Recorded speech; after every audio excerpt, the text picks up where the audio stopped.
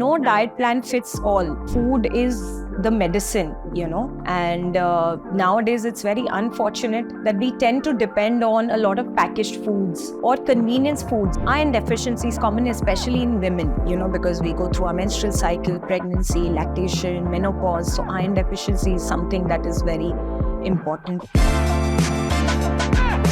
Today, my guest is nutritionist and clinical dietitian Himangi Bhatia. She has worked on hundreds of transformation stories, not just with customers in India, but abroad as well. Himangi, welcome to the Ivory Podcast. Thank you so much, Isaac. The pleasure is all mine. I'm very curious to know this. What's your go-to food, because you're a nutritionist yourself? What's a food that you have is both like your comfort food and your cheat food combined in one? So, well, if you would ask me to pick one food from, the entire spectrum of the food that is available in the market, I could go gaga over fruits. Like, I could be on fruits all day, all different varieties, colors, shapes, sizes. They are just so appealing to me. I mean, fruits would be my go-to foods. And if you talk about an indulgence, depends. If I am in the mood for something sweet, then probably I'm a little biased to chocolates. So that would be my indulgence. And let's talk a little bit about your journey to becoming like a clinical dietitian. Where did it all start? When did you know that this was the thing that you wanted to do? So for anything good or bad in life, you always blame your partner, right? So my journey begins post-marriage. When I got married, my mother-in-law was a cancer patient. She was undergoing treatment for type 4 cancer, and it went bad to a certain extent where she was bedridden for 3 years. So while I was all the time around with her, taking care of her, she and my husband both were instrumental in encouraging me to do something with the time I had. And I always wanted to have a work-life balance. A morning to evening job was never on the cards anyways. So it was their motivation, which inspired me to take up this study of diet and nutrition. I did my basic diploma from a government-recognized institute here in Bombay, after which I went to do a 3 months internship in Asian Heart Hospital in BKC. I also did my sports, fitness and exercising, diet, nutrition from Nirmala Niketan College of Mumbai. And then my interest was in understanding this science of diet and nutrition, for clinical issues, especially cancer, since I had seen it, how it changes your life or the lives of your near and dear ones around you. So I wanted to study how nutrition from a naturopathy point of view can really help somebody, handle an ongoing clinical issue. And earlier when we were speaking about, like your philosophy towards nutrition, you spoke a lot about, staying natural. Would love to know at what point of time was there a trigger that, sort of moved you completely towards, plant-based, nutrition, or was it just like all the research and science that you did? It was just basically the study. I came in connect with the few mentors, the guides who, brought light to this understanding that food is the medicine, And nowadays, it's very unfortunate that we tend to depend on a lot of packaged foods or convenience foods. Say if you are into a lot of workout, if you are into weight training, it's very convenient to just go buy a pack of some high classified protein powder from the market, just mix it around and just gulp it down, And it's very mentally soothing also. You feel that all your requirements are met. Whereas that same amount of protein can be derived, can be achieved from the natural sources, which are not synthetically made in the laboratory. They are humble foods that come from our own soil, which are ripened by our own solar energy, the sun, which is really, the reason why the whole planet is in survival mode.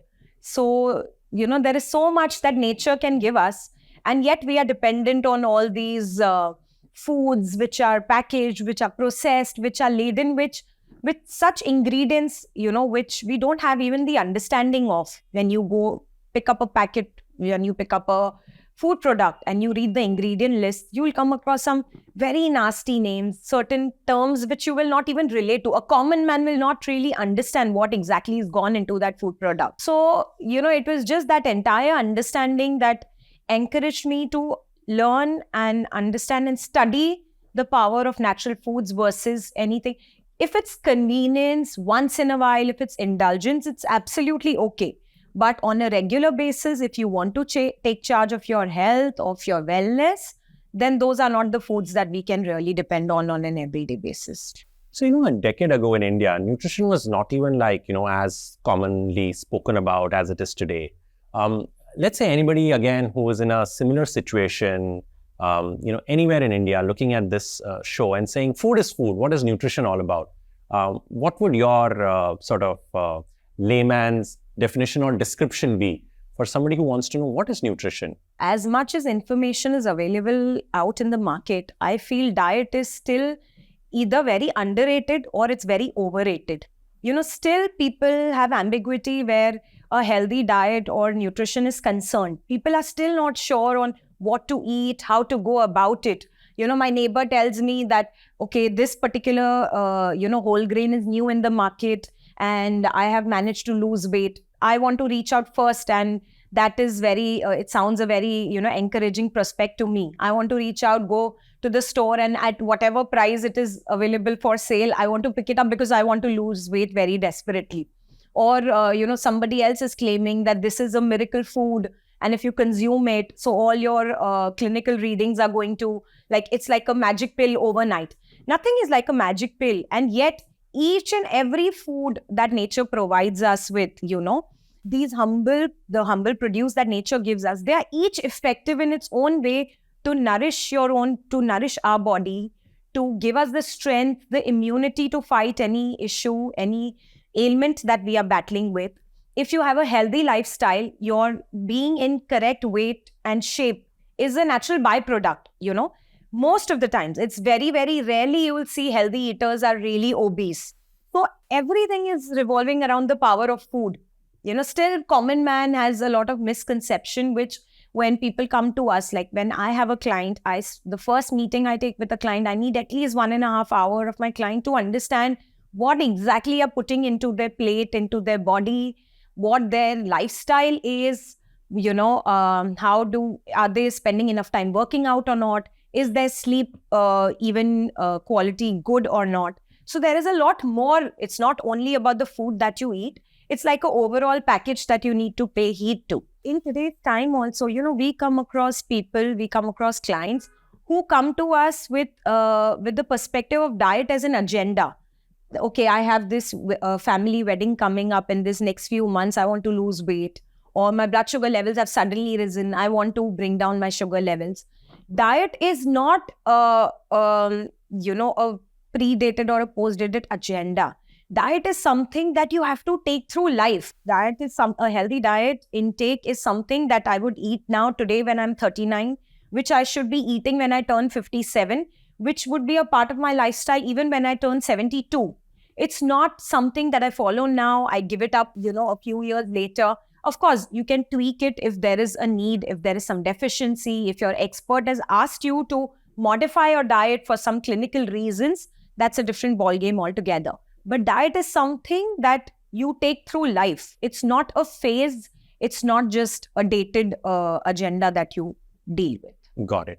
And in your, let's say, journey as a nutritionist and a dietitian, what has been something surprising that you have discovered along the way? Well, like I told you, the power of food and the power of diet and nutrition is still very underrated, or it is very overrated.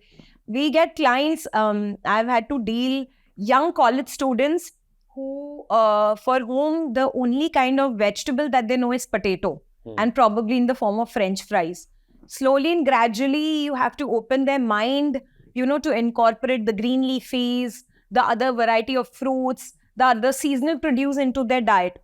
Initially, they're not very okay with it, but if they are mentored the correct way, they do end up, giving importance to that food category also into their plate.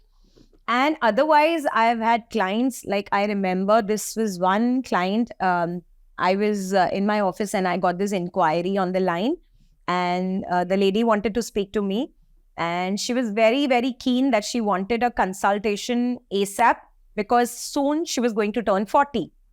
And with all due respect, she was not even being able to hold a conversation on the call. And she was from some small 2-tier city from the state of Rajasthan. So when you talk about that, you will imagine somebody who will be traditionally dressed and who will be a little shy and reserved and who wants to come and just take a simple diet plan from you and go back home and follow the guidelines. But when she walked into my office, I was stunned. She was tall, she was thin, she was lean. She was a beautiful, gorgeous lady with green eyes, decked up in the brandest of, accessories and clothes. And her concern was that she wanted to be that way even after crossing 40, even after menopause. She wanted to stay as thin and lean and as beautiful because menopause does a lot of changes in the body.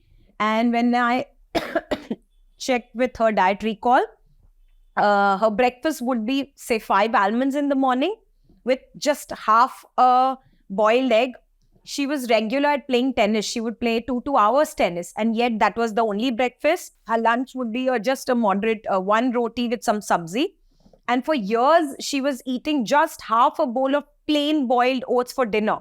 Now, being a nutritionist, if somebody asked me to eat a bowl of boiled oats, no masala, no vegetables, no flavors, no spices, for the rest of my life, I would feel somebody's jailed me. So people, have their own whims and fancies when it comes to diet. Their approach towards diet is not a very balanced take. So just picking up that example where you spoke about, the diet was not balanced. Let's talk about what makes a balanced diet. Like if anybody was watching this and, thinking about nutrition for the first time, what in your mind is a balanced diet, or what should, the colors, as they call it, look on a plate? So when I speak about a balanced diet, firstly, it's very important to bring to light a balanced diet is something which I mentioned is something that you take through life. That is the kind of a diet a young child can consume, should consume, a diet which a healthy adult should be consuming, a diet which even a senior aged citizen, a senior gentleman or a female can eat or should be taking into their routine. So when we talk about a diet, it should be balanced. Balanced in the sense that obviously we all know in terms of nutrients, balanced proportion of your carbohydrates, your proteins, your fats, that's very, very essential. And still, in spite of so much information available in the market, even in today's time, there are nutrients which are termed or labeled as bad. Carbohydrates. It's a very natural, psyche that comes to mind. If somebody wants to lose weight, they will look at first, cutting off carbs from the diet or substituting their fat sources without even knowing what importance they have in our diet, what role they play in our very existence. So balance of nutrients, when you make sure that you include all the food groups into your intake. And mind you, whether you're battling with cancer, whether you want to bring down your sugar levels, whether you want to lose your weight, whether you want to have glowing skin, it's all irrespective. But the same kind of diet works for each and every of these, causes that I mentioned. So certain food categories that you should incorporate into your regular diet plan. First is your fresh produce. A lot of fresh fruits and vegetables into your daily diet. Why? Because no matter, say, if you're eating palak ki sabzi, when you're cooking a particular vegetable, because it is boiled, grilled, steamed, deep fried, or it is, pressure cooked, or we do tadka, we lose a lot of nutrients. So it is essential that you consume those nutrients in the raw form also.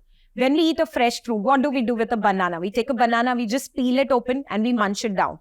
And yet it is one of the most, nutritive foods. Banana and coconuts are two food which have their nutrition content is as high as mother's milk, So when you are eating fresh fruit, when you are eating fresh vegetables in the form of some stir-fried, some salad, some mildly cooked vegetables, you are including a lot of those raw nutrients into your diet.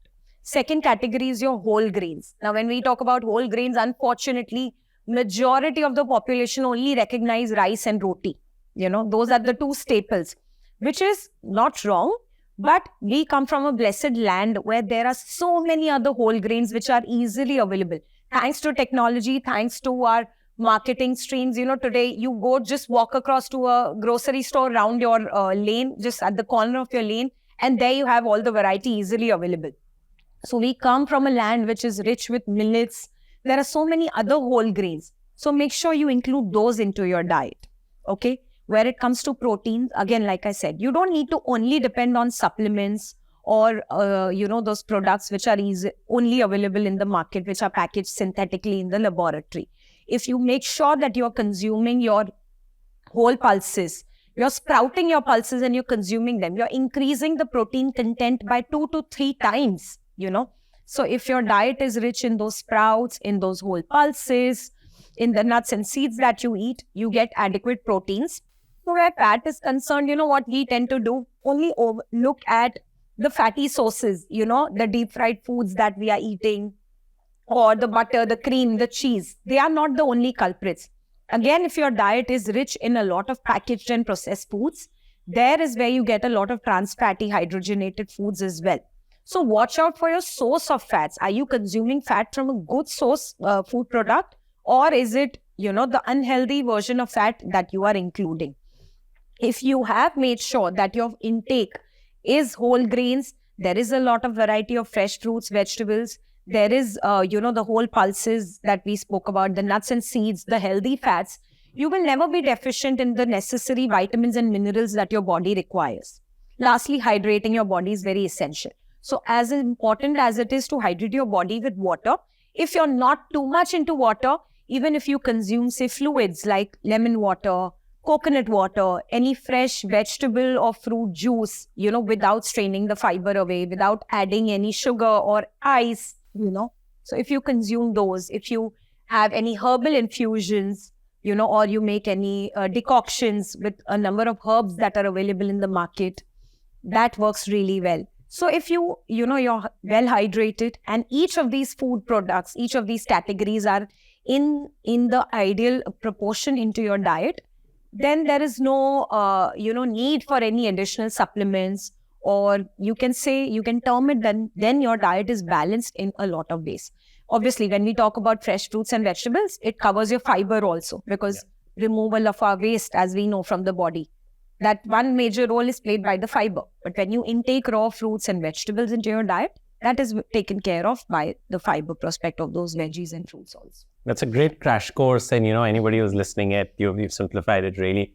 I would love to talk to you a little bit about people who are just, let's say, have retired recently, have had limited nutrition needs over a period of time.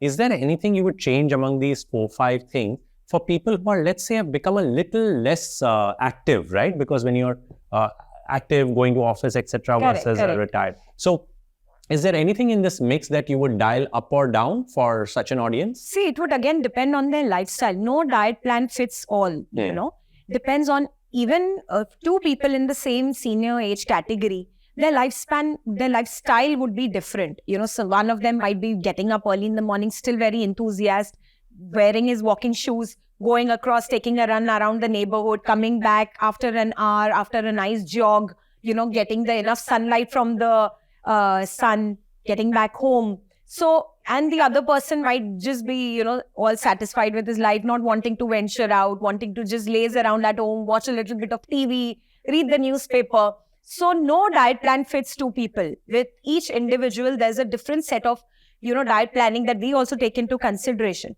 Having said that, what clinical issues that person is going through, how actively involved he is, even at that age, at home or outside, then liking, disliking. In India, we have different types of, diets. People are vegetarians, they are non-vegetarians, they are eggetarians, There are people who are Jains, there are people who are who are vegans. So depends on exactly their lifestyle, is how we modulate their diets. But yeah, in that age, if you're not very, very active, then probably I wouldn't say that you will cut out on the whole grains and pulses or the nuts and seeds, but probably reduce their intake or the quantity a little bit, depends again on each case. So as a general guideline, we really cannot say, again, if they have a certain deficiency in their body, which has come with age. So we might just have to, build up their, those vitamin or mineral stores a little excessively more in the body. So depends on each case is how, the diet planning ideally would be. Got it. So essentially, you're saying that food at any age group is going to be highly personalized depending on your lifestyle and your activity. Yes, absolutely. Let's touch upon this bit about the deficiency that sometimes aging brings in.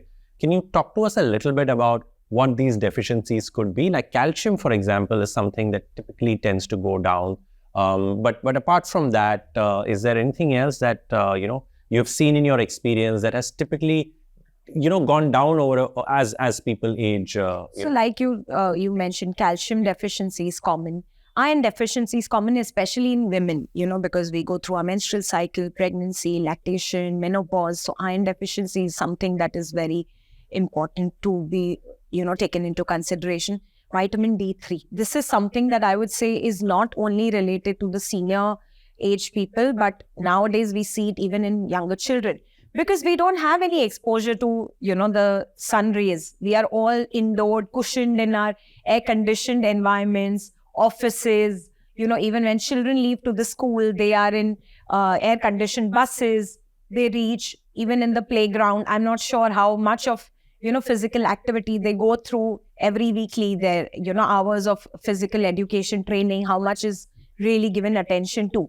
I remember as kids, we used to, the minute we would come back from school, we would drop our school bags and we would run down, go play. Children nowadays want to just be busy with their gizmo gadgets, So there's no exposure to the sun. D3 levels are at an all-time low levels for everybody, And at least in olden days, especially with, old males and females with the senior citizen group, they would love going out for a walk. Early in the morning, I still remember my grandparents would love to wear their walking shoes. And even if they were not very brisk at it, because of their age, they would still wear their pair of walking shoes and slowly they would hold each other's hand, get down, take a nice walk, spend some time with like-aged people, have a nice little sun exposure and come back home. So it would be their time of outing, their kind of a workout. Nowadays, if you tell most of the youngsters, they would rather pay a hefty membership to the gym rather than go for a walk outside. So vitamin D3 deficiency is very common. Calcium, iron, B12 also, if you're a vegetarian. Unfortunately, B12 sources, you derive B12 from most of the non-vegetarian sources. So B12 also, it's not that you don't get it from vegetarian sources, but the absorption rate is very, very minimal, So that again is a major deficiency that we see over a period of time in most of the adults. Or even I'm very interested in the D3 and B12 bit because, as we at Ivory have been looking at, different conditions or rather things that, accelerate things like dementia. We've seen that D3 and B12 is actually a couple of, those common components. So anybody who's watching this and just wants to kind of proactively incorporate D3 and B12 in their diets, any suggestions? See, if you're looking at supplementation, that's a different thing altogether. But like my idea, like I say, always, when you're closer to your roots, when you're closer to the ground, nature provides you with everything. Sunlight is available free of cost. And it's not that I only preach it, I practice it as well. So early in the morning, I'm blessed. I have a wonderful terrace in my building. So I wake up early in the morning just before, just at the sunrise hour, I take my yoga mat and I do my yoga at the terrace. That's my way, of doing my workout in an environment where there is a lot of oxygen. I get exposed to the sun rays, so my body absorbs enough D3, So wherever you have a chance, of course, it should be early in the morning, the first 2 hours post the sunrise or just 2 hours before the sun setting. Not the extreme heat, not like 12 or 2 in the afternoon. You will get into a headache and you will then blame Himangi for giving the incorrect advice. But yeah, wherever you can, even for your children, it's very important to expose them to a little bit of sunlight. It's very essential that your body absorbs the D3. If you're extremely deficient, then yes, obviously, you can get yourself vaccinated. You can take the weekly, the capsule that comes for D3 you can check with your expert and your doctor, your expert can guide you as to the dosage and depends on how deficient your body is. Same as with B12. Unfortunately, B12 also is a water-soluble vitamin. So even if you're supplementing your body with B12, it cannot be stored in the body for a very long period of time. So you have to make sure you keep your check, keep doing your tests and keep a check on your B12 levels. And if you're deficient, then the injection, the B12 vaccination is the best way to supplement it ideally if you are a vegetarian. For non-vegetarian people, if you are consuming, the animal proteins, the meats, then you may not be so severely deficient as a vegetarian would be. Got it. Let's talk a little bit about, some, particular experiences that you might have had with, any age group people where you recommended them something and, it worked really well, but you yourself were surprised with the efficacy of it, that, it worked well beyond a point. So any sort of thing that you discovered along the way that, hey, this really works and I got to use it on more sort of patients? I remember this particular couple, they had come to me for diet consultation. The wife had come to me for losing weight. And after seeing brilliant results, her husband got encouraged to come and consult me. And initially his concern was only weight loss. So, and for him, his everyday peg was very sacred. So he was like, I'll do everything, but I will not give up that one peg I have in the evening with my friends. That's my social time. I will not give it up. And we always try to encourage and counsel our clients honestly, even though, I know I may lose out on a client, but what is fair is fair. I mean, I cannot change the rules of nature. That is how the body works. So in spite of paying up the whole package, he came to me just for a consult or two and he was nowhere in sight. And he landed back to me after a good 1 year. And this time he came all alarmed. This time he came with a clinical concern. His blood sugar levels were on the rise. And the doctors told him that, listen, if now you don't take care, you need to start with medication. And he had some kind of a phobia with medication and he didn't want to get into it. So that is when he approached me. And I was honestly shaky whether he would be able to keep up to it or not. And he kept on assuring me that he would do whatever it would be needed to follow the diet guidelines. And true enough, he kept following the plans, out of which sunbathing was one very essential part. So what he would do is he had a huge bungalow and every day in the morning, his platter of fruits that he was supposed to consume, he and his wife would go up on the terrace and soak the sun rays, the sun bath for 20 minutes and then enjoy the platter of fruit. And whatever different guidelines were shared with him were related to his diet and nutrition were concerned, he followed it to the T. And he was so amazed after 6 months, not only his sugar levels started dipping, he also lost the weight, the primary concern for which he had come to me. Plus, he was also a very pro squash player. So, the diet that he was following, he was so amazed with the results. Not only did he lose weight, not only did his blood sugar levels come up, I remember, every now and then, they were very frequent, social eaters. So they would go out parties, go out to restaurants. And every time he would go out, he would check with me, what can I eat? And because I was working, it was not only weight loss, it was because it was his blood sugar levels also that we were working on. I had restricted his restaurant or outside foods for a little while. I had told him that you give up eating outside for this certain duration of time. Once you see the results, we'll go back to it slowly and gradually. And after that, every time there would be a party or he would have to step out to eat and he would, message me and ask me. And I was amazed at his dedication. I mean, there was a time where I used to tell him that, listen, please, now your levels are normal. Now it's time, you can go back to normalcy. Please, now when you're going out to a restaurant, eat something. And he would be like, no, I don't want to. And then slowly and gradually, his friends would tell him, one drink, bhai, ek drink to le le. And he would message me and I would be like, it's okay. But he didn't want to cheat. He didn't want to go back to his old ways because the change in his diet not only gave him the weight loss, it brought down his sugar levels. He saw a soaring rise in his energy levels. There was something so good within himself. He didn't want to substitute that with anything else, anything that is unhealthy or, which would not do good to him. So it was very, this is what a good diet can do to you. This is what results you can see with clean eating, with a balanced, healthy diet, with a lifestyle.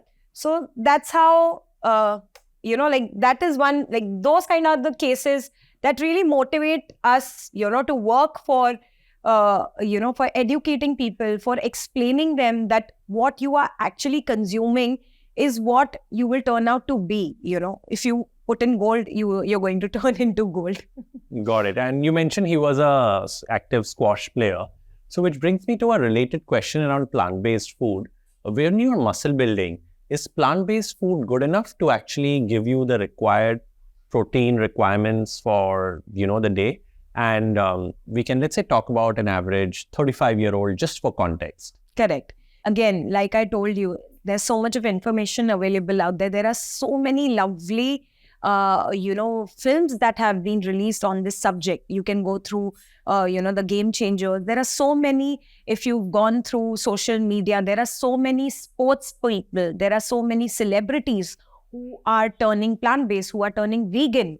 And yet it has not affected their performances one bit. Why? Because the natural foods that we eat are loaded with these nutrients. We always have that feeling, like I just shared even at the starting of this podcast, that it's easier to reach out for a supplement of protein, mix it in, water or milk, consume it, and you have like that feel good, your mindset is like, yeah, now my body is getting enough proteins.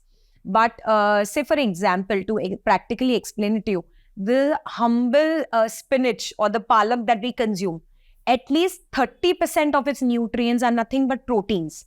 The whole grains that you eat, they are not only sources of carbs for our body, they also have a significant proportion of protein to supply to this human body. So even while you are working out, even if you are a sports person, even if you're extensively doing weight training, you can still achieve your protein levels being on a complete plant-based diet. Of course, you need to take the expert opinion. You need to consult with a guide, a mentor who can actually guide you on the protein, how much protein from which food sources you can derive, not like self-experiment. But yes, it's very, very doable. The same example that I shared with you, this person who had high blood sugar levels, like I told you, he was a squash player. It's his feedback. He would say that when I had started with the diet plan, he had told me that I will not give up on drinking, and I play good 2 hours of squash every day in the evening. They were a big group of friends and they would take turns and play their games. And he would be like, initially when I used to play, I would get exhausted in like 35 minutes so. And he said, now my friends are amazed, when I go to play a game of squash, even if I cross 45, 50 minutes, I still want to play. And my friends are asking me that, what are you doing? You're losing weight, and yet you are soaring high in energy. So, protein requirement can very easily be met by a plant-based diet, provided you consult an expert and who will guide you correctly as to meet up with your protein requirements that is necessary.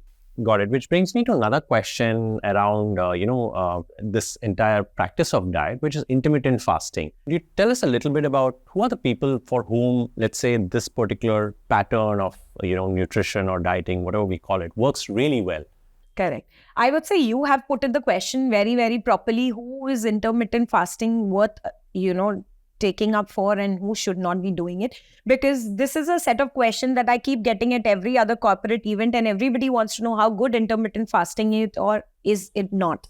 And like I said, no diet fits all. There's not one single diet plan which works well for everybody. Like I told you, the requirement of a 4-year-old boy is different from the requirement of a 40-year-old female, right? So no two people are same. Same is with intermittent fasting. Intermittent fasting is not a fad. It's a wonderful science. And I would proudly say that its roots come from India, It's not that it's just some science that has just caught limelight now. Our ancestors way back, our acharyas and charaks all long years back also used to follow this practice. And it's a very beautiful science. To explain it practically, let me tell you, say I have 1 hour free on hand. Now I have 2 choices. Either I pick up my phone and go through my social media and while away my time, or I pick up a worthy book and I read and I gain my knowledge. So what is the concept? Your opportunity cost. Same is intermittent fasting. Intermittent fasting is creating a window within your body, that, the gap, that window where you're not consuming food. Because digestion also within this human body takes up your energy. When you eat something, the meal, you may say it's just simple dal chawal, but that rice, the dal has that tadka of, the oils that went into it. There would be some onion, tomato, some herbs, some spices, some masalas, that whole entire complex food. Now the body has to work on to, assimilating it, digesting it, absorbing the nutrients, reaching it to the different, cells of the body, the different organs of the body, and then eventually throwing out, getting rid of the waste of the body. So digestion also as a process takes up a lot of energy. And when you're giving that rest to the body, when you're not eating when it's not required, you are saving up on that energy. And that same energy is now channelized into your body to repair or make good any loss, any area in the body that requires due attention. So intermittent fasting works beautifully well for people who have clinical issues, whether it's your, diabetes, you have hyperacidity, even for weight loss, it works really well, So if you have a major clinical concern, you want to lose weight, if you have a lot of acne, you have gastro issues, you have arthritis, everything under the clinical umbrella. It works really well in clinical cases. But for somebody who's, even for weight loss, it does wonderful. But if, you are a healthy adult, no clinical issues, no complaints, you can follow intermittent fasting, no harm. But provided you consult with an expert, understand the nitty-gritties behind it. Because if intermittent fasting is blindly followed without following the guidance of an expert, it could lead to a lot of deficiencies in the body. I've had many clients, who follow intermittent blindly as a way to lose weight. And then without understanding the science behind it, they come up with a lot of deficiencies over the period of time. So yes, the science is beautiful, but understand how it works well for who. And if you want to even give it a try, how you should handle it, it should be done in the correct manner. We hope you enjoyed this conversation, and we'll be back again soon with more interesting episodes on the Ivory Podcast. Thank you for tuning in, and we will see you soon. Till then, stay sharp, stay active.